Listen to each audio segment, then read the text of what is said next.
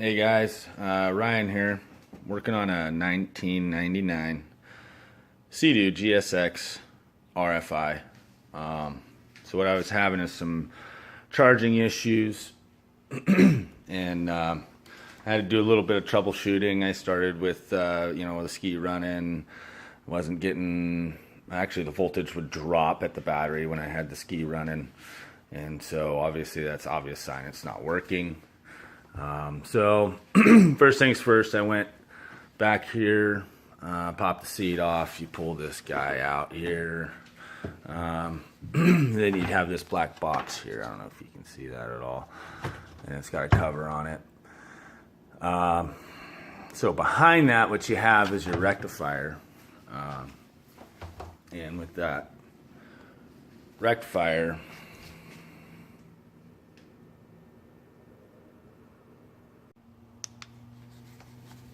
let me pull this thing down. So this box has two bolts on top, and it actually mounts to this guy right here, right? So once you get this box out of the way, you have then is this metal thing here that hangs down from these two bolts up here that come down through your handle. And then down there in the back, you see that thing with all the little cooling fins on it or whatever. That's your rectifier. So what that thing does is it takes a signal from your stator, which is going to be putting it out in a alternating current. And what it does is it converts that alternating current, which is like similar to what's in your house, and it converts it into a direct current, DC current. That should be, I think I keep reading like 13 and a half to 15 or something like that to your battery. And through a little bit of here and there, I've kind of deduced to myself that it's going to be the stator up here in the front. Now the stator, because of this being like an RFI or whatever, is kind of hard to get a good adequate reading with like a voltmeter, multimeter. Because apparently there's some special tool that you can plug into it, and it, whatever. Long story short, what it does is it confuses sends out a signal that confuses your multimeter, and kind of makes it difficult to test. But with checking the output on the rectifier, knowing kind of the history of the ski, and that the rectifiers has been replaced somewhat recently. Next thing is the stator. Now the stator looks like this guy over here. I picked this up online. I think it was like $80. Some of them go all the way up to like $300 depending on the manufacturer that you get from.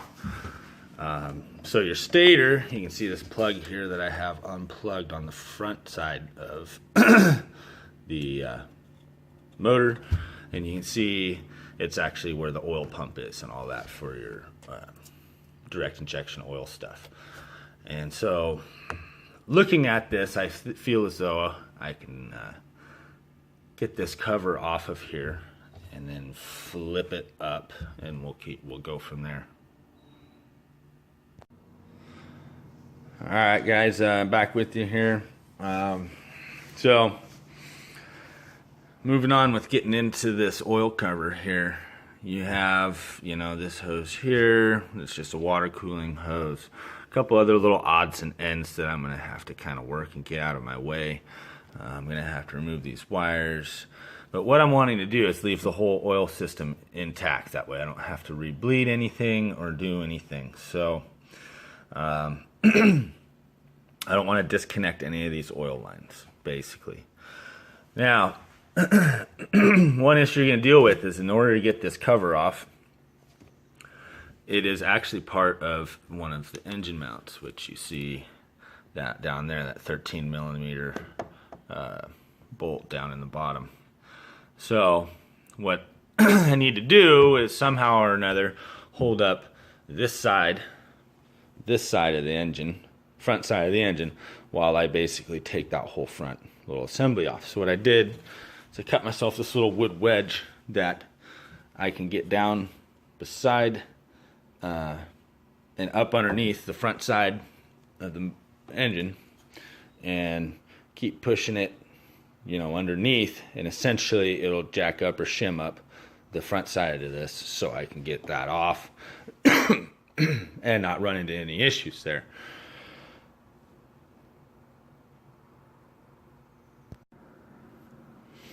Alright guys, so I got water line disconnected here, stator's unplugged like it was before, got these lines loosened up off the little doohickeys here.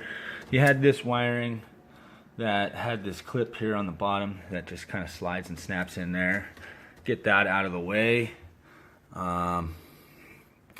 Then there's just, so you have these two lines here, and there's 3 lines down there in the bottom. You can kind of see the yellow one, the clear one, and then your oil one.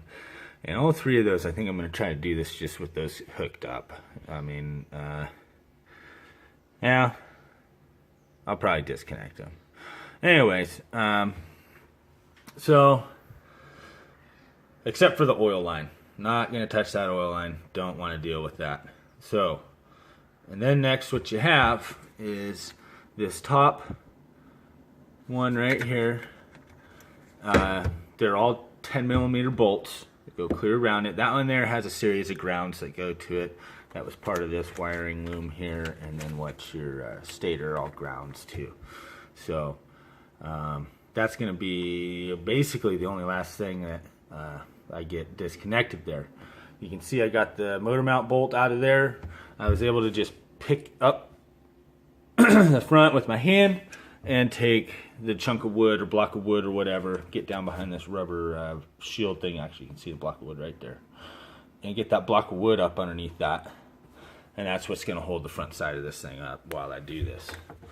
So, all right, well, I'm going to keep tearing into this thing and take out all those 10mm bolts and see where that gets us.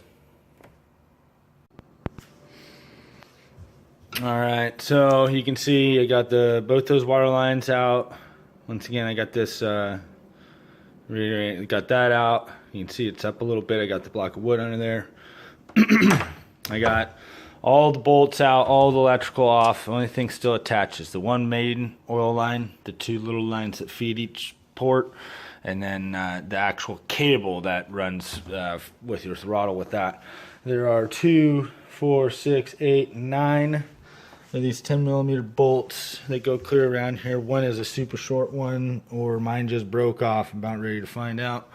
But that goes to your grounds that were right here. So I'm going to go ahead and try to pop this cover off and see what we got.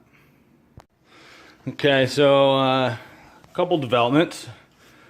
So that little short guy that I thought, you know, was here up here to the grounds that was broke, or I thought was broke, it's not broke. There's actually another little, when I was going to take this off here, there's another one of these guys tucked down around the back side of that there. So that makes it 2, 4, 6, 8, 9 of the big ones, and then the short ground guy. Something else I ran into when I went to pull this cover away is it actually hits the main engine mount that I took that one 13mm off there in the center. You can see there right down the bottom.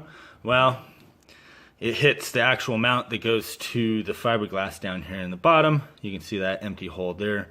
So that's another 13mm, and that is these guys here. They're super crazy long. They must go way down into the hull. And to do that, I just literally put a whole huge string of extensions together, and that way I could get way up here and get that out of there. So I'm going to take a quick pause here, get this thing flipped around, and see what we got going on inside. Okay guys, with that mount out of the bottom there and this, I was able to slide that cover back and then pivot up and like this. So you can see the stator there. Honestly, I was expecting to see some corrosion or something that was somewhat obvious or whatever, blah blah blah blah blah. But well, I'm in here, so I'm gonna go ahead and pull it out and perform a bench test. I'll have to look that up on YouTube. It's kind of funny. It's what I use, so I decided to make it for you guys. So I'll let you know what I come up with and get this thing out of here and bench test it.